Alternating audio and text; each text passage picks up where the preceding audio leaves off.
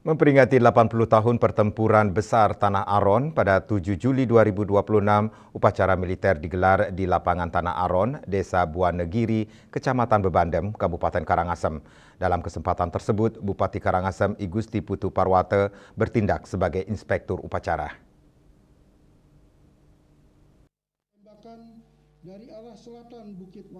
Upacara militer dalam rangka memperingati 80 tahun pertempuran besar Tanah Aron digelar di lokasi terjadinya pertempuran tersebut, yakni lapangan Tanah Aron yang juga menjadi lokasi monumen perang besar Tanah Aron.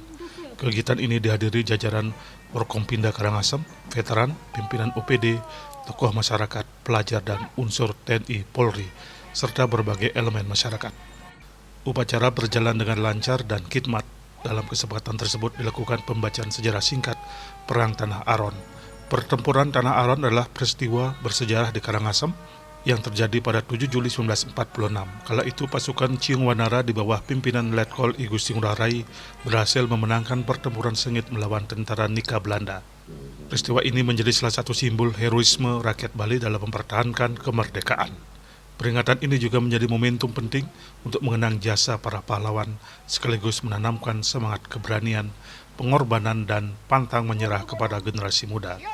Dalam amanat upacara, Bupati Karangasem I Gusti Putu Parwate mengungkapkan harapannya agar generasi muda jangan sampai melupakan sejarah. Kemerdekaan Republik Indonesia yang dinikmati generasi muda saat ini merupakan hasil pertumpahan darah dan air mata para pejuang. Oleh karena itu, generasi muda harus tetap menghargai jasa-jasa para pahlawan. Bupati Guspar menegaskan bahwa perjuangan para pahlawan harus menjadi teladan dalam mengisi kemerdekaan melalui kerja keras, persatuan, dan pengabdian nyata kepada masyarakat.